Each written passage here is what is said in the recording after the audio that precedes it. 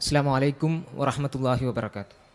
1933 ഇറ്റലിയിലെ ഫാഷിസ്റ്റ് സർക്കാർ അവിടെ നിലവിൽ വരുന്നത്. ബെനിറ്റോ മുസോളിനിയുടെ നേതൃത്വത്തിൽ ആ ഫാസിസ്റ്റ് സർക്കാർ അവിടെ അധികാരത്തിൽ വരുന്നു എന്നുള്ളത് മാത്രമേ നമ്മൾ കേട്ടിട്ടുള്ളൂ. അതിനപ്പുറം ആ സർക്കാരിനെ, അവരുടെ ഫാഷിസ്റ്റ് ആശയങ്ങളെ ആരാണ് പടച്ചുവിട്ടത്, അല്ലെങ്കിൽ അതിൻ്റെ ഇൻ്റലക്ച്വൽ ഹെഡുകളായി ബൗദ്ധികമായി അവരെ ആരാണ് സഹായിച്ചത് എന്നുള്ളത് നമ്മൾ പരിശോധിച്ച് കഴിഞ്ഞാൽ അവിടെ നമുക്ക് കാണാൻ കഴിയുന്ന ഒരു പേരാണ് ജിയോവാനി ജെൻഡൈൽ. ഈ ജിയോവാനി ജെൻഡൈൽ എന്ന് പറയുന്ന അദ്ദേഹം ഈ ഫാഷിസ്റ്റ് സർക്കാർ ഇറ്റലിയിലേക്ക് കടന്നു വന്ന സമയത്ത് അവർക്ക് വേണ്ടിയുള്ള ബൗദ്ധികമായിട്ടുള്ള, ബുദ്ധിപരമായിട്ടുള്ള ആശയങ്ങൾ രൂപപ്പെടുത്തുന്നതിൽ വലിയ പങ്കുവഹിച്ചതായിട്ട് നമുക്ക് കാണാൻ കഴിയും. ഇതിനു മുമ്പ് 1922 ഹിറ്റ്ലറിൻ്റെ നേതൃത്വത്തിൽ ജർമ്മനിയിലേക്ക് നമ്മൾ നോക്കിക്കഴിഞ്ഞാൽ അവിടെ നാസി ഭരണകൂടം നിലവിൽ വരുന്നത്. ഈ നാസി ഭരണകൂടത്തെയും നമ്മൾ നോക്കിക്കഴിഞ്ഞാൽ ഹിറ്റ്ലറിനെ ബൗദ്ധികമായി, ഇൻ്റലക്ച്വലി സഹായിക്കാൻ വേണ്ടി അവിടെ ഒരാളുണ്ടായിരുന്നു. അദ്ദേഹത്തിൻ്റെ പേര് ആൽഫ്രഡ് റൊസൻബർഗ് എന്നാണ്. അപ്പോൾ ഇങ്ങനെ നമ്മൾ നോക്കിക്കഴിഞ്ഞാൽ ലോകത്ത് ഏതൊക്കെ ഈ രീതിയിലുള്ള വംശീയമായിട്ടുള്ള അമാനവ ആശയങ്ങൾ നിലവിൽ വരുന്ന ഘട്ടങ്ങൾ നമ്മൾ നോക്കിക്കഴിഞ്ഞാലും അവിടെയൊക്കെ ആ ആശയങ്ങൾ പൊതുസമൂഹത്തിലേക്ക് എത്തുന്നതിന് കാരണക്കാരായി, അല്ലെങ്കിൽ അതിനെ ഹെൽപ്പ് ചെയ്യുന്ന രീതിയിൽ ഇൻ്റലക്ച്വലായിട്ടുള്ള, ബൗദ്ധികമായിട്ടുള്ള സഹായം പല ആളുകളും കൊടുത്തതായിട്ട് നമുക്ക് കാണാൻ കഴിയും. നമ്മുടെ ഇന്ത്യയിലും സംഘപരിവാറിൻ്റെ സംഘ് ആശയത്തിന് വിത്തുപാകിക്കൊണ്ട്, അല്ലെങ്കിൽ അതിന് ഇൻ്റലക്ച്വലി സഹായിക്കുന്ന രീതിയിൽ ദീൻ ദയാൽ ഉപാധ്യായയെ പോലെയുള്ള ആളുകളെ നമുക്ക് കാണാൻ കഴിയും. അപ്പോൾ ഏത് ഈ രീതിയിലുള്ള ആശയങ്ങൾ, മാനവവിരുദ്ധമായിട്ടുള്ള ആശയങ്ങൾ നമ്മൾ നോക്കിക്കഴിഞ്ഞാലും ഇങ്ങനെയുള്ള ചില ഇൻ്റലക്ച്വൽ ഹെഡുകൾ നമുക്ക് കാണാൻ കഴിയും. ഇന്ന് പുതിയ കാലത്ത് 2014 ശേഷം ഇന്ത്യയിൽ വന്നിട്ടുള്ള മാറ്റങ്ങളെക്കുറിച്ച് നമുക്കറിയാം. ആ മാറ്റങ്ങൾ നമ്മൾ കേവലം പത്രങ്ങളിലും മീഡിയാസിലും കാണുന്ന മാറ്റങ്ങൾ മാത്രമല്ല, മെയിൻ സ്ട്രീമിംഗ് ഓഫ് ഹിന്ദുത്വ ആശയങ്ങളെ ഈ സമൂഹത്തിൻ്റെ മെയിൻ സ്ട്രീമിലേക്ക്, പൊതുനിരത്തിലേക്ക് എത്തിക്കുക എന്നതുമായി ബന്ധപ്പെട്ടിട്ടുള്ള വലിയ രീതിയിലുള്ള ചർച്ചകൾ നമുക്ക് കാണാൻ കഴിയും. അവിടെ അവർ ചെയ്യുന്നൊരു കാര്യം എന്താണെന്ന് വെച്ച് കഴിഞ്ഞാൽ, ഇവിടെയുള്ള സമൂഹത്തിലുള്ള പലവിധമായിട്ടുള്ള ഏരിയാസിൽ, പലവിധമായിട്ടുള്ള മണ്ഡലങ്ങളിൽ പ്രവർത്തിച്ചു കൊണ്ടിരിക്കുന്ന ഏറ്റവും ഉന്നതരായിട്ടുള്ള ആളുകൾ, അവരെ ചാക്കിലാക്കി അവരെ നമ്മുടെ പാർട്ടിയുടെ ഭാഗമാക്കി കഴിഞ്ഞാൽ പിന്നെ ഈസിയാണ്. ഈ പറഞ്ഞ ആൾക്കാരൊക്കെ നമ്മുടെ കൂടെ ഉണ്ട്, മെട്രോമാൻ നമ്മുടെ കൂടെ ഉണ്ട്, അല്ലെങ്കിൽ ഈ പറയുന്ന സിനിമയിൽ നിന്ന് വലിയ നായകനായിട്ട് നിൽക്കുന്ന ആൾ, അദ്ദേഹം നമ്മുടെ കൂടെയാണ്. അതുകൊണ്ട് ഈ ആശയം എന്ന് പറയുന്നത് എല്ലാവർക്കും സ്വീകരിക്കാൻ പറ്റുന്നൊരു ആശയമാണ് എന്നുള്ള നിലക്കുള്ള മെയിൻ സ്ട്രീമിംഗ് ഓഫ് ഹിന്ദുത്വ എന്ന ഒരു രീതിയിലുള്ള ആശയപ്രചരണം നമുക്ക് കാണാൻ കഴിയും. ഇത് കേവലമായിട്ടുള്ള സിനിമകളിലുള്ള, അല്ലെങ്കിൽ ഈ പറയുന്ന രീതിയിലുള്ള ആളുകളെ മാത്രമല്ല, മറിച്ച് ബൗദ്ധികമായി അവരെ സഹായിക്കാനും നമ്മുടെ കേരളത്തിലൊക്കെ ചില ആളുകൾ മുന്നോട്ട് വന്നിട്ടുണ്ട്. ആ ആളുകളെക്കുറിച്ചാണ് നമ്മൾ ഇന്ന് സംസാരിക്കുന്നത്. സി രവിചന്ദ്രൻ, ഒരു പക്ഷേ ഇവിടെ ഇരിക്കുന്ന ചിലർക്കെങ്കിലും അറിയുന്നുണ്ടാവും. കേരളത്തിലെ നാസ്തിക മണ്ഡലത്തിൽ, കേരളത്തിലെ നിരീശ്വരവാദ മേഖലയിൽ അവരുടെ ബൗദ്ധിക പ്രമുഖമായിട്ട് നിൽക്കുന്ന സി രവിചന്ദ്രനെ പോലെയുള്ള ആളുകൾ, അവർ യഥാർത്ഥത്തിൽ നമ്മുടെ മുന്നിലേക്ക് വരുന്നത് ഞങ്ങൾ മാനവികതയുടെ ആശയക്കാരാണ്, ഞങ്ങൾ സ്വതന്ത്ര ചിന്തയുടെ ആശയക്കാരാണ്, ഞങ്ങൾ സമത്വത്തിൻ്റെ ആളുകളാണ് എന്ന് പറഞ്ഞ് നമ്മുടെ മുന്നിലേക്ക് വരുന്ന ഈ ആളുകൾ യഥാർത്ഥത്തിൽ ചെയ്യുന്നത് എന്താണ് എന്ന് നമ്മൾ പരിശോധിച്ചു കഴിഞ്ഞാൽ അവിടെ നമ്മൾക്ക് കാണാൻ കഴിയുന്ന ചില കാര്യങ്ങൾ, അതിൻ്റെ ഒരു കേസ് സ്റ്റഡിയാണ് ഇന്ന് നമ്മൾ നോക്കുന്നത്. ഈ പറയുന്ന സി രവിചന്ദ്രൻ എന്ന് പറയുന്ന കേരളത്തിലെ ഇന്നത്തെ നാസ്തികർ അവരുടെ അപ്പോസ്തലനായി കൊണ്ടു നടക്കുന്ന ആളോട് ഒരു ഇൻ്റർവ്യൂവിൽ ഒരാൾ ചോദിക്കുകയാണ്, കേരളത്തിൽ നമ്മളെ ഏറ്റവും അധികം, അല്ലെങ്കിൽ ആ ഇൻ്റർവ്യൂവിൽ അദ്ദേഹം പറയാണ്, കേരളത്തിൽ ഏറ്റവും അധികം നമ്മൾ ഭയക്കുന്നത് ആരെയാണ്, കേരളത്തിൽ ഏറ്റവും അധികം നമ്മൾ ഭയക്കുന്നത് ആരെയാണ്. അപ്പോൾ അദ്ദേഹം പറയുന്ന ആ ഒരു വീഡിയോ നമുക്കൊന്ന് കണ്ടുനോക്കാം. ഒരു സാഹചര്യത്തിൽ ഈ കേരളത്തിൽ ഏറ്റവും കൂടുതൽ നിങ്ങൾ ഭയക്കുന്ന രണ്ട് സംഗതികൾ ഏതൊക്കെയാണ്? To be frank, if I am permitted to ask you a question, to be sincere. Actually എനിക്ക് അങ്ങനെ ഇവരെയൊന്നും ഭയമൊന്നുമില്ല. പക്ഷെ എന്നാലും നമ്മൾ കമ്മ്യൂണിസ്റ്റ് പാർട്ടീനെ ഭയക്കണം, ഇസ്ലാമിനെ ഭയക്കണം, BJPനെയും ഭയക്കണം. ഓക്കെ, BJP അത്ര ഭയക്കുന്നുണ്ടോ? അപ്പോൾ കേരളത്തിൽ ഏറ്റവും കൂടുതൽ നമ്മൾ ഭയക്കുന്നത് ആരെയാണ് എന്ന ചോദ്യം അദ്ദേഹം അതിന് ഉത്തരമായി പറയുന്നത്, നമ്മൾ ഏറ്റവും കൂടുതൽ ഭയക്കുന്നത് കേരളത്തിലുള്ള കമ്മ്യൂണിസ്റ്റുകളെയാണ് എന്ന് അയാൾ പറയാണ്. പിന്നെ ഈ ഇൻ്റർവ്യൂ ചെയ്യുന്ന ആൾ പറയാണ്, പിന്നെ നമ്മൾ ഭയക്കുന്നത് ഇവിടെയുള്ള സംഘപരിവാറിനെയാണ്. അപ്പോൾ ഇദ്ദേഹം തിരുത്തുകയാണ്, സംഘപരിവാറിനല്ല മറിച്ച് മുസ്ലിങ്ങളെയാണ്. അഥവാ കേരളത്തിൽ നമ്മൾ ഏറ്റവും കൂടുതൽ ഭയക്കുന്നത് മുസ്ലിങ്ങളെയും കമ്മ്യൂണിസ്റ്റുകളുമാണ്, സംഘപരിവാറിനൊക്കെ ശേഷമേ വരൂ. അപ്പോൾ ഈ രീതിയിൽ മുസ്ലിം ഭയം, മുസ്ലിങ്ങൾക്കെതിരായിട്ടുള്ള ആ രീതിയിലുള്ള ഒരു ഭയം സൃഷ്ടിക്കുക എന്നുള്ളതാണ് ഈ ആളുകൾ ചെയ്തുകൊണ്ടിരിക്കുന്നത്. അപ്പോൾ ഈ പറയുന്ന ആളുകൾ അവർ ഏതൊക്കെ രീതിയിലാണ് ഇടപെടുന്നത് നമ്മൾ നോക്കിക്കഴിഞ്ഞാൽ, ഇപ്പോൾ സംഘപരിവാര ഏതൊക്കെ ഓരോ കാലഘട്ടത്തിലും ഓരോ സമയത്തും അവരേതെങ്കിലും രീതിയിൽ പ്രതിസന്ധിയിലാവുന്ന ഘട്ടങ്ങളുണ്ട്. ഇപ്പോൾ നമുക്കറിയാം CAA NRC വിഷയം വരാണ്. പൗരത്വ ബില്ലുമായി ബന്ധപ്പെട്ട് കേരളത്തിൽ അങ്ങോളം ഇങ്ങോളം, ഇന്ത്യയിൽ അങ്ങോളം ഇങ്ങോളം ഈ പറയുന്ന സെക്യുലർ ആയിട്ടുള്ള ആളുകൾ അവർ പൊതുനിരത്തിലേക്ക് ഇറങ്ങിക്കൊണ്ട് ഈ CAA NRC എന്ന് പറഞ്ഞത് അത് യഥാർത്ഥത്തിൽ നമ്മുടെ ഭരണഘടനാ വിരുദ്ധമാണ്, ഭരണഘടനയ്ക്കെതിരാണ്, ഭരണഘടനയുടെ ആർട്ടിക്കിൾ 14-നെതിരാണ്. ഏതെങ്കിലും ഒരു മതത്തിൻ്റെ പേരിൽ ഒരാളെ മാറ്റി നിർത്തുക എന്ന് പറഞ്ഞു കഴിഞ്ഞാൽ അത് ശരിയല്ല, അത് ഭരണഘടനയോട് ചെയ്യുന്ന നീതിയല്ല എന്ന് പറഞ്ഞുകൊണ്ട് കേരളത്തിലുള്ള, ഇന്ത്യയിലുള്ള എല്ലാ പൊതുസമൂഹം, സെക്യുലർ സൊസൈറ്റി അതിനെതിരെ വന്നപ്പോൾ ഇദ്ദേഹം അവിടെ പ്രത്യക്ഷപ്പെടുകയാണ്.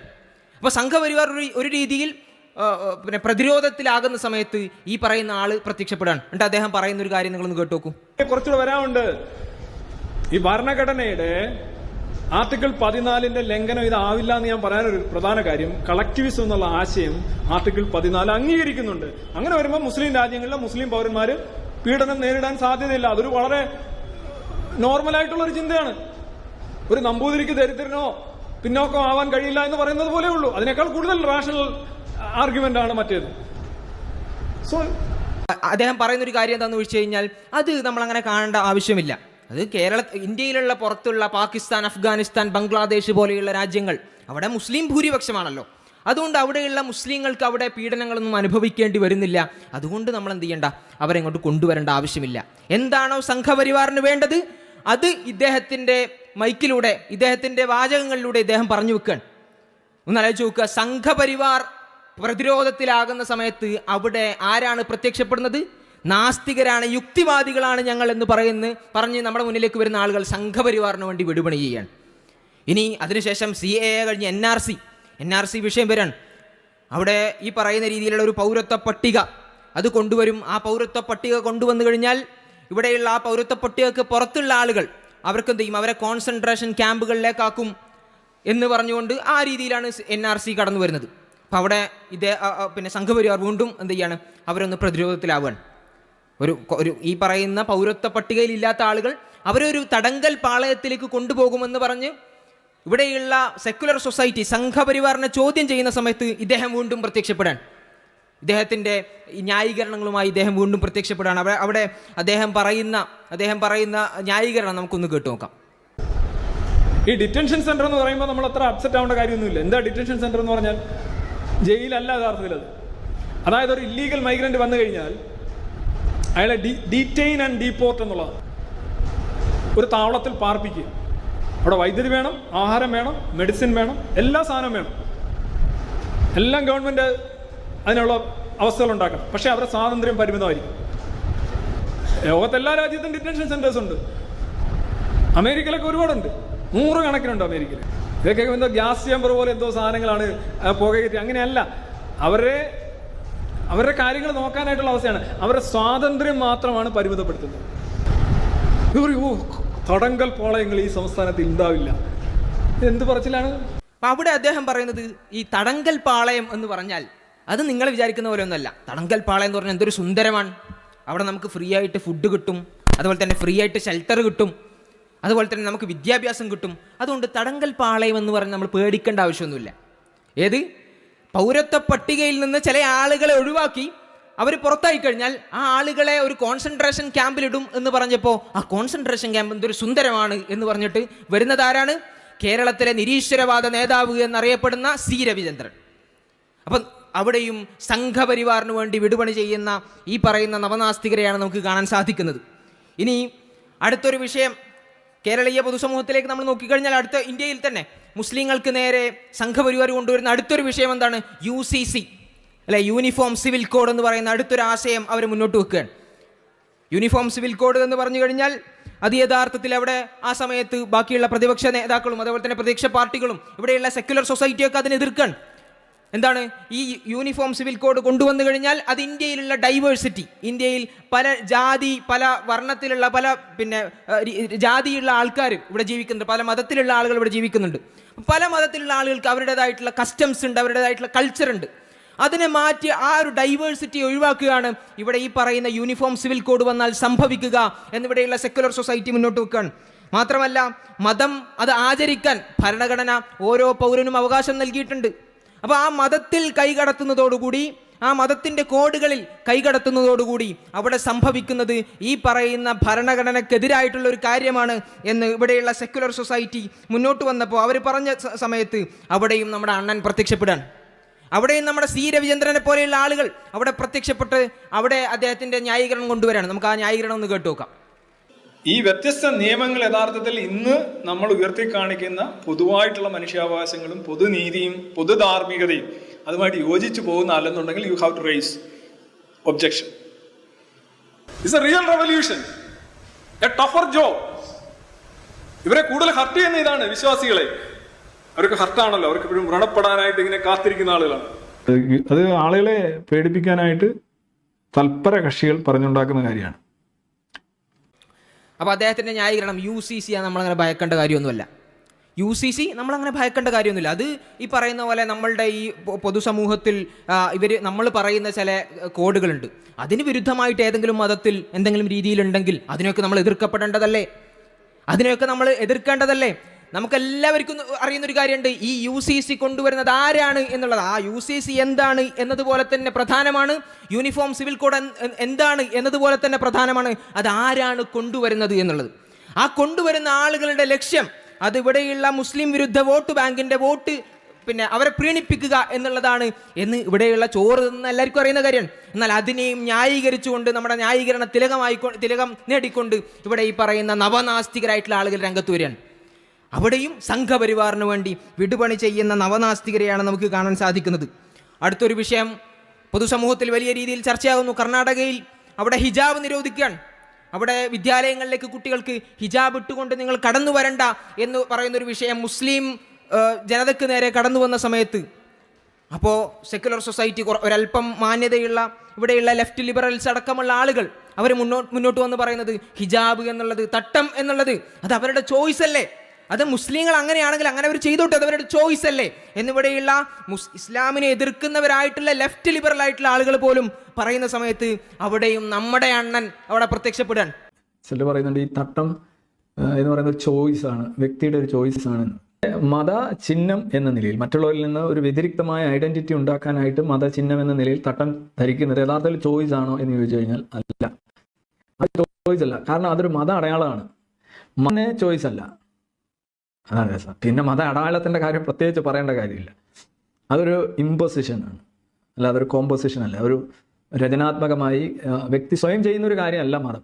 ഹിജാബ് എന്ന് പറഞ്ഞാൽ അത് ചോയ്സ് ഒന്നുമല്ല, ഹിജാബ് എന്ന് പറഞ്ഞാൽ അത് ചോയ്സ് ഒന്നുമല്ല, മതം ചോയ്സ് ആണോ പിന്നെയാണോ ഹിജാബ്? അപ്പം ഹിജാബ് എന്ന് പറഞ്ഞാൽ അത് ചോയ്സ് ഒന്നുമല്ല എന്ന് പറഞ്ഞുകൊണ്ട് അതിനെയും അവിടെ മാറ്റിവെക്കണം. അഥവാ സംഘപരിവാറിന് എന്താണോ വേണ്ടത് ആ ഒരു പർട്ടിക്കുലർ സിറ്റുവേഷനിൽ സംഘപരിവാറിന് എന്താണോ ആവശ്യമുള്ളത് അത് അണ്ണം കൊടുക്കണം. അപ്പോൾ ഈ ഹിജാബിൻ്റെ വിഷയം മാത്രമല്ല, നമ്മൾ ഇനി ഈ പറഞ്ഞ പോലെ അതുപോലെ തന്നെ സംഘപരിവാർ ഏറ്റവും കൂടുതൽ സംഘപരിവാർ അവർ പ്രതിരോധത്തിലാവുന്ന മറ്റൊരു വിഷയം ഗാന്ധിവധമാണ്. സംഘപരിവാറിനെ എന്നും എല്ലാവരും ആക്ഷേപിക്കുന്ന ഒരു വിഷയമാണ്. ഗാന്ധിയെ കൊന്ന ആളുകളല്ലേ നിങ്ങൾ, ഗാന്ധിയെ കൊന്ന ആളുകളായിട്ടുള്ള നിങ്ങൾ ഞങ്ങളോട് സംസാരിക്കാൻ വരണ്ട എന്നുള്ള നിലക്ക് ഇവിടെയുള്ള പൊതുസമൂഹത്തിൻ്റെ മുന്നിൽ അവർക്ക് ഏറ്റവും അധികം പ്രശ്നത്തിൽ അവർ ഏറ്റവും കൂടുതൽ പ്രതിരോധത്തിൽ നിൽക്കുന്ന ഒരു വിഷയമാണ് ഗാന്ധിവധം. അപ്പോൾ കേരളമല്ലേ ഗാന്ധിവധത്തിനെ നേരെ അങ്ങോട്ട് വെളുപ്പിക്കാൻ നിന്ന് കഴിഞ്ഞാൽ അണ്ണന് പിന്നെയും വിക്കിപീഡിയ ഒക്കെ നോക്കിയിട്ട് ക്ലാസ് എടുക്കാനുള്ളതല്ലേ, അപ്പോൾ അത് നടക്കൂലല്ലോ. അപ്പോൾ അതുകൊണ്ട് അതിനെ എങ്ങനെ വെളുപ്പിച്ചെടുക്കാം, ഈ സംഘപരിവാറിനെ എങ്ങനെ ഹെൽപ്പ് ചെയ്യാം എന്ന് അണ്ണൻ കണ്ടുപിടിക്കുന്നത് എങ്ങനെയാണെന്ന് വെച്ച് കഴിഞ്ഞാൽ ഈ ഗാന്ധിവധത്തിൽ 2 ക്യാരക്ടേഴ്സാണുള്ളത്. ഒന്ന് ഗാന്ധിയാണ്, രണ്ടാമത്തെ ഗോഡ്സെയാണ്. അപ്പോൾ നമുക്കെന്ത് ചെയ്യാം, തൽക്കാലം ഗാന്ധിജിയെ കുറേ കുറ്റം പറയാം. എന്നിട്ട് അദ്ദേഹത്തിൻ്റെ ക്ലാസ് എടുക്കാൻ, ക്ലാസ്സിൽ എന്താ പറയുന്നത്, ഗാന്ധി എന്ന് പറഞ്ഞാൽ അദ്ദേഹം ഒരു പ്രാക്ടിക്കൽ പൊളിറ്റീഷ്യൻ ആയിരുന്നില്ല, ഗാന്ധിയുടെ സമരങ്ങളൊന്നും വിജയിച്ചിരുന്നില്ല, ഗാന്ധി എന്ന് പറഞ്ഞാൽ അദ്ദേഹം കുറച്ചു കാലം കൂടി ജീവിച്ചിരുന്നെങ്കിൽ ഏറെ പരിതാപകരമായിരുന്നു നമ്മുടെ രാജ്യത്തിൻ്റെ അവസ്ഥ. അതുകൊണ്ട് അങ്ങനെ ഗാന്ധിയെ ഒരു സൈഡിൽ എന്ത് ചെയ്യാണ്, അങ്ങനെ അടിച്ചു താഴ്ത്താണ്. നിയമവും സ്ഥാപനവും ചേർന്നാണ് വ്യവസ്ഥ. ഗാന്ധിജിക്ക് ഇതൊന്നുമല്ല, ഗാന്ധിജി ഇങ്ങനെ എഴുതും, യെസ് ചൗരി ചൗര നിസ്സഹകരണ പ്രസ്ഥാനം വേണ്ട, ഇറ്റ്സ് എ ഡിസാസ്റ്റർസ് തിങ്. ഇത് ഗാന്ധിജി ജീവിച്ചിരുന്നെങ്കിൽ ഗാന്ധിജിക്ക് വീണ്ടും വീണ്ടും ആവർത്തിക്കേണ്ടി വരുമായിരുന്നു. വീണ്ടും വീണ്ടും പുള്ളി ഇത് ആവർത്തിച്ചിരുന്നെങ്കിൽ പുള്ളിയുടെ വളരെ ബുദ്ധിമുട്ടായിരുന്നു. ഒരു രാജ്യത്തിന് അങ്ങനെ മുന്നോട്ട് പോകാൻ സാധിക്കും. ബാലിശമായിട്ടുള്ള നിർബന്ധങ്ങളും ശാഠ്യങ്ങളും ഉള്ള മനുഷ്യനായിരുന്നു ഗാന്ധിജി. ഗാന്ധിയുടെ ശാഠ്യങ്ങളെ കുറിച്ചൊക്കെ പറയുകയാണെന്ന് എനിക്ക് വൈകുന്നേരം വരെ എന്ന് പറയാനുണ്ട്. പക്ഷേ പ്രായോഗിക ഇത് വളരെ മോശമായിരുന്നു. ഗാന്ധിയുടെ സമരങ്ങളൊന്നും തന്നെ വിജയിച്ചിട്ടില്ല. എന്നിട്ട് മറ്റൊരു സൈഡിൽ രണ്ടാമത്തെ ക്യാരക്ടർ ഉണ്ട്. ആരാണ്? ഗോഡ്സെ. ഗാന്ധിയെ വെടിവെച്ചു കൊന്ന ആ കാപാലികൻ. ആ ഗോഡ്സെയെ കുറിച്ച് ഇദ്ദേഹത്തിന്റെ വാദങ്ങൾ എന്താ? ഗോഡ്സെ എന്ന് പറഞ്ഞാൽ എന്തൊരു പഞ്ചപാവമായിരുന്നു. ഗോഡ്സെ എന്ന് പറഞ്ഞാൽ ചെറുപ്പകാലത്ത് വളരെ പട്ടിണിയിലായിരുന്നു അദ്ദേഹത്തിന്റെ കുടുംബം. അങ്ങനെ പട്ടിണിയിലായി അങ്ങനെ കടന്നു വന്ന ഒരു കുടുംബത്തിലെ അംഗമാണ് ഗോഡ്സെ. അപ്പോൾ ആ ഗോഡ്സെ മാത്രമല്ല, അദ്ദേഹത്തിൻ്റെ അന്ത്യനിമിഷങ്ങളെക്കുറിച്ച് വളരെ കാൽപ്പനികമായി ഇദ്ദേഹം പറയുന്ന ചില വേർഡ്സൊക്കെ ഉണ്ട്. അദ്ദേഹത്തിൻ്റെ അന്ത്യനിമിഷങ്ങളിൽ അദ്ദേഹത്തെ തൂക്കുകയറിലേക്ക് കൊണ്ടുപോകുന്ന സമയത്ത് അദ്ദേഹത്തിൻ്റെ കണ്ണിൽ നിന്ന് കണ്ണുനീര് ധാരധാരയായി ഒഴുകുന്നു എന്ന് പറഞ്ഞു ഗോഡ്സെ ഒരു വശത്ത് പുകഴ്ത്തുക. ഈ ഗോഡ്സെ കൊല്ലാനായിട്ട് പോകുമ്പോൾ ഹോസ്ലെ പറയുന്നുണ്ട്, ജസ്റ്റിസ് ഗോസ്ലെ പറയുന്നുണ്ട്, പുള്ളി അവസാന നിമിഷം പതറിപ്പോയി എന്നാണ് പറയുന്നത്. കൈകൾ പിന്നിലേക്ക് വെച്ചുകൊണ്ട് കൊലമരത്തിലേക്ക് നടന്നെടുക്കുന്ന ഗോഡ്സെയും ആപ്തയും, മുന്നിൽ നടക്കുന്നത് ഗോഡ്സെയാണ്. അപ്പോൾ അന്ന് ഗോഡ്സെ വിളിച്ച മുദ്രാവാക്യം അഖണ്ഡ ഭാരത് എന്ന് വിളിച്ചുകൊണ്ടാണ്. കുറെ കഴിയുമ്പോൾ അവസാനം എടുക്കുമ്പോൾ ശബ്ദം ഇടറുകയും ചോക്ക് ചെയ്യുകയും ചെയ്യും. സ്വാഭാവികമായി അത് ഇനിയിപ്പോൾ എന്തെല്ലാം പൊളിറ്റിക്കൽ ഐഡിയോളജി ഉണ്ടായാലും ഒരു മനുഷ്യൻ മരണത്തെ മുന്നിൽ കാണുമ്പോൾ പതറുക എന്നൊക്കെ പറയുന്ന ഒരു സാമാന്യനെ സംഭവിക്കുന്ന ഒരു കാര്യമാണ്. അപ്പം ഇത് കേട്ടുകൊണ്ടിരിക്കുന്ന ആളുകളെ സംബന്ധിച്ചിടത്തോളം ഗാന്ധി എന്ന് പറഞ്ഞാൽ കൊല്ലപ്പെടേണ്ട ഒരു മനുഷ്യനാണ്. ഗോഡ്സെ ചെയ്തത് ശരിയാണ് എന്നൊരു തോട്ടുണ്ടാക്കിയെടുക്കുക എന്നുള്ളതാണ് ഈ പറയുന്ന ആളുകൾ ചെയ്യുന്നത്. ആരാണ് ചെയ്യുന്നത്? നവനാസ്തികരാണ് ചെയ്യുന്നത്. സംഘപരിവാരല്ല, നവനാസ്തികരായിട്ടുള്ള നിരീശ്വരവാദികൾ എന്ന് പറഞ്ഞ് നമ്മുടെ മുന്നിലേക്ക് വരുന്ന ആളുകളാണ് ഈ പണി ചെയ്യുന്നത്. എന്നിട്ട് അദ്ദേഹത്തിൻ്റെ വലിയൊരു കാവ്യാത്മകമായി അദ്ദേഹം പറയുന്നുണ്ട്, ഗോഡ്സെ ഗാന്ധിയെ വെടിവെച്ചത് അത് ഒരു മാല കോർത്ത് ഇണക്കിയതുപോലെയാണ്, ഒരു മാലയിട്ടതുപോലെ ഗാന്ധിയെ വെടിവെച്ചു കൊന്നു എന്നൊക്കെയാണ് അദ്ദേഹം പറയുന്നത്. അപ്പോൾ ഈ രീതിയിൽ നമ്മൾ നോക്കിക്കഴിഞ്ഞാൽ ഏതൊരു വിഷയത്തിലും സംഘപരിവാർ എവിടെ പ്രതിരോധത്തിലാവുന്നുവോ അവിടെ കടന്നു വന്നുകൊണ്ട് സംഘപരിവാറിന് വേണ്ടി അവരെ വിടുപണി ചെയ്യുന്ന നവനാസ്തികരായിട്ടുള്ള ആളുകളെയാണ് നമുക്ക് കാണാൻ കഴിയുന്നത്.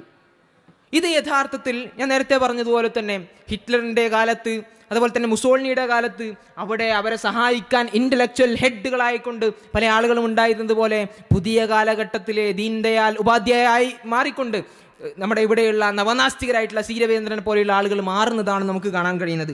അവിടെ അദ്ദേഹം പറയുന്ന പൊതുസമൂഹത്തിലേക്ക് വേറെ ചില കാര്യങ്ങൾ, അതായത് ഇസ്ലാമോഫോബിയ എന്ന് പറഞ്ഞു കഴിഞ്ഞാൽ അത് വസ്തുതാവിരുദ്ധമായിട്ടുള്ള, വസ്തുതക്ക് നിരക്കാത്ത ചില ഇരവാദങ്ങൾ മാത്രമാണ്. ഇസ്ലാമോഫോബിയ എന്ന് പറഞ്ഞാൽ വസ്തുതാവിരുദ്ധമായിട്ടുള്ള ഇരവാദം മാത്രമാണ്. മുസ്ലിങ്ങൾക്ക് എന്തും ചെയ്യാം, അല്ലെ മുസ്ലിങ്ങളെ ആരും ഒന്നും പറയാൻ പാടില്ല എന്നുള്ള നിലക്കുള്ള മുസ്ലിങ്ങളുടെ ഒരു ഇരവാദം മാത്രമാണ് ഇസ്ലാമോഫോബിയ എന്നുള്ള നിലക്കുള്ള ആശയങ്ങൾ. യഥാർത്ഥത്തിൽ നമ്മൾ ആലോചിച്ച് നോക്കുക, ഇസ്ലാമോഫോബിയ എന്നിട്ട് അദ്ദേഹം അങ്ങനെ വിശദീകരിക്കാം. ഇസ്ലാമോഫോബിയ എന്ന് പറഞ്ഞാൽ ആദ്യം ഇസ്ലാമിനെ വിശദീകരിക്കും. ഇസ്ലാം അറിയാലോ, ഇസ്ലാം എന്ന് പറഞ്ഞാൽ വളരെ ഹീനമായിട്ടുള്ള 7-ാം നൂറ്റാണ്ടിലുള്ള 6-ാം നൂറ്റാണ്ടിലുള്ള ഏതോ പ്രവാചകന്റെ ഏതോ കാലഘട്ടത്തിൽ ഇന്നത്തെ കാലത്ത് യോജിക്കാത്ത ഒരു പ്രത്യയശാസ്ത്രം. ഓക്കെ, ഫോബിയ എന്ന് പറഞ്ഞാൽ എന്താണ്? അകാരണമായിട്ടുള്ള ഭയമാണ്. അകാരണമായിട്ടുള്ള ഭയത്തെയാണ് നമ്മൾ ഫോബിയ എന്ന് വിളിക്കുക. ഇസ്ലാമിനെ നമുക്ക് അകാരണമായിട്ടാണോ നമ്മൾ ഭയക്കുന്നത്? അപ്പോൾ ആളുകൾ പറയും അല്ലേ, അല്ല അങ്ങനെയല്ല നമ്മൾ ഭയക്കുന്നത്. അപ്പം ഫോബിയ, ഇസ്ലാമോഫോബിയ എന്ന വാക്ക് തന്നെ തെറ്റാണ്. അണ്ണാ, ഇസ്ലാമോഫോബിയ എന്ന് പറയുന്ന വാക്കിനെ കുറിച്ചല്ല ചർച്ച. ഇസ്ലാമോഫോബിയ എന്ന് പറയുന്ന സാമൂഹ്യ യാഥാർത്ഥ്യം, അത് അനുഭവിക്കുന്ന മനുഷ്യരെ കുറിച്ചാണ് നമ്മൾ ചർച്ച ചെയ്യുന്നത്. അവിടെ അതിനെ അങ്ങോട്ട് മാറ്റിവെച്ച് ഇസ്ലാമോഫോബിയ എന്ന് പറയുന്ന വാക്ക് തന്നെ തെറ്റാണ് എന്നൊക്കെ പറഞ്ഞ് അതിനെയും ന്യായീകരിച്ചെടുക്കുക. ഇസ്ലാമോഫോബിയ എന്ന് പറഞ്ഞാൽ അത് കേവലം ഇരവാദമാണ്, മുസ്ലിങ്ങളുടെ ഇരവാദമാണ് എന്നൊരു പൊതുബോധം, പൊതുവായിട്ടുള്ള ഒരു നെറേറ്റീവ് സൃഷ്ടിച്ചെടുക്കുക എന്നുള്ളതാണ് ഈ ആളുകളിൽ നമുക്ക് കാണാൻ കഴിയുന്നത്. ഞാൻ പറഞ്ഞു വന്നത്, ഇങ്ങനെ ഓരോ വിഷയങ്ങൾ വന്നു കഴിഞ്ഞാലും കാർഷിക ബില്ല് വരികയാണ്, ഇവിടെയുള്ള സംഘപരിവാർ സർക്കാർ അവർ കാർഷിക ബില്ല് അവതരിപ്പിക്കുകയാണ്. അപ്പോൾ അവിടെയും മണ്ണം വരികയാണ്. എന്നിട്ട് എന്ത് ചെയ്യണം? കാർഷിക ബില്ല് അതൊക്കെ നമ്മൾ അതൊക്കെ പുതിയ കാലത്ത് ആ രീതിയിലാണ് ഈ രീതിയിലാണ് അതിനെ ന്യായീകരിച്ചെടുക്കാൻ.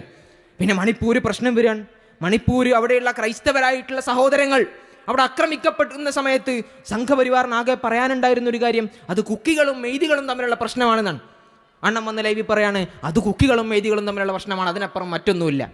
ഇങ്ങനെ സംഘപരിവാർ ഏതൊക്കെ രീതിയിൽ ഏതൊക്കെ സമയങ്ങളിൽ അവർ പ്രതിരോധത്തിലാവുന്നുവോ ആ സമയങ്ങളിലൊക്കെ അവരെ ആശ്വസിപ്പിക്കാൻ, അവർക്ക് വേണ്ടി രക്ഷകനായി അവതരിക്കാൻ ഈ പറയുന്ന ആളുണ്ട് എന്നുള്ളതാണ്. സംഘപരിവാറിന്റെ ശാഖയിലെ 1-ാം ബെഞ്ചിലിരിക്കുന്ന ഈ പറയുന്ന നവനാസ്തികരായിട്ടുള്ള ആളുകൾ അവർ യഥാർത്ഥത്തിൽ ചരിത്രത്തിന്റെ സോഷ്യൽ സയൻസിന്റെ ക്ലാസ്സിൽ ഏറ്റവും പിന്നിലാണ് എന്ന് പറയാതിരിക്കാൻ വയ്യ. ആ രീതിയിൽ സംഘപരിവാർ വേണ്ടി വിടുപണി ചെയ്യുന്ന ഈ നാസ്തികത ഇവരെ നമ്മൾ തിരിച്ചറിയണം എന്നുള്ളതാണ് ഇവിടെ പറയാൻ ഉദ്ദേശിക്കുന്നത്. അതുപോലെ തന്നെ അണ്ണൻ്റെ മറ്റൊരു കാര്യമുണ്ട്. എന്താണ് അത്? ഹിന്ദു രാഷ്ട്രത്തെക്കുറിച്ച് അദ്ദേഹത്തിൻ്റെ ഒരു presentation.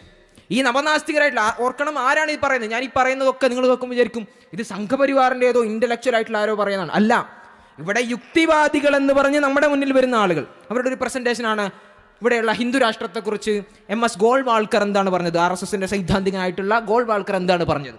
The foreign races in Hindustan must either adopt Hindu culture and language, must learn to respect and hold in reverence Hindu religion, must entertain no idea but those of the glorification of Hindu race and culture. അതായത് പുറത്തുനിന്നുള്ള മതങ്ങളും ജാതികളും സംസ്കാരങ്ങളും ഹിന്ദു മതത്തെയും ഹിന്ദു സംസ്കാരത്തെയും Indian സംസ്കാരത്തെയും അംഗീകരിക്കണം, ബഹുമാനിക്കണം, ഉൾച്ചേർത്ത് മുന്നോട്ട് പോകണം. A Hindu nation must lose their separate decisions to merge the Hindu race or may stay in the country wholly subordinated to Hindu nation claiming nothing.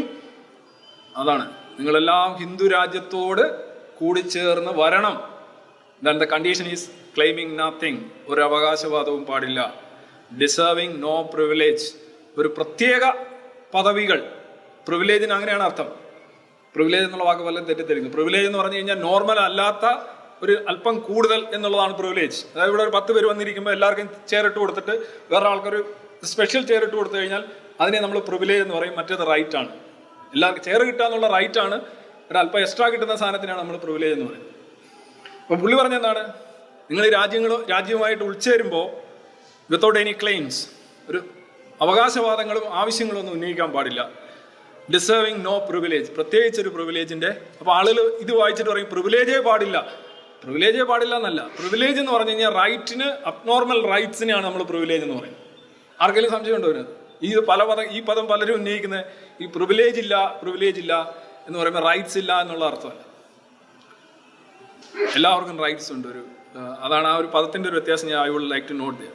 So nothing deserving no privilege, far less any preferential treatment. Preferential treatment എന്ന് പറഞ്ഞാൽ അറിയാമല്ലോ, അതായത് ഒരു കുട്ടിക്ക് കൂടുതൽ പാല് കൊടുക്കുകയാണെങ്കിൽ അത് പ്രിഫറൻഷ്യൽ ട്രീറ്റ്മെന്റ് ആണ്. അങ്ങനെയും നിങ്ങൾക്ക് ഉണ്ടാവാൻ പാടില്ല. നിങ്ങൾക്ക് പ്രത്യേകിച്ച് അവകാശവാദങ്ങൾ പാടില്ല, പ്രത്യേകിച്ച് പ്രിവിലേജ് പാടില്ല, പ്രത്യേകിച്ച് പ്രിഫറൻഷ്യൽ ട്രീറ്റ്മെന്റ് പാടില്ല. നിങ്ങൾ കൂടുക. ഇതായിരുന്നു പുള്ളി പറഞ്ഞത്. അപ്പോൾ അതിങ്ങനെ വിശദീകരിച്ച് അദ്ദേഹം ഇങ്ങനെ പോവാണ്. ഗോൾവാൾക്കർ പറഞ്ഞ കാര്യങ്ങളൊക്കെ ഇങ്ങനെ പറയാണ്. അവസാനം ഗോൾവാൾക്കർ പറഞ്ഞ അവസാനത്തെ ഒരു വരി അണ്ണൻ അങ്ങ് മുക്കാണ്. അവസാനത്തെ വരി എന്താണ്? ഈ പറയുന്ന ന്യൂനപക്ഷങ്ങളായിട്ടുള്ള ഇവിടേക്ക് കടന്നു വന്നിട്ടുള്ള മുസ്ലിങ്ങളും ക്രൈസ്തവരും അടങ്ങുന്ന ആളുകൾ, അവർക്ക് ഹിന്ദു രാഷ്ട്രത്തിൽ സിറ്റിസൺഷിപ്പ് പോലും ഇല്ലാതെ ജീവിക്കാം. നിങ്ങൾ ജീവിക്കുന്നുണ്ടെങ്കിൽ ഹിന്ദു രാഷ്ട്രത്തിൽ നിങ്ങൾക്ക് പൗരാവകാശങ്ങളൊന്നും ഇല്ലാതെ ജീവിക്കാം. അപ്പോൾ ഹിന്ദു രാഷ്ട്രത്തെ ഇദ്ദേഹം വളരെ ഈ പറയുന്ന നല്ലൊരു കാര്യമായിട്ട് ഇങ്ങനെ അവതരിപ്പിച്ച് അവസാനം ഈ പറയുന്ന വാചകം മാത്രമായിട്ട് മാറ്റാണ്. എങ്ങനെയുണ്ട്?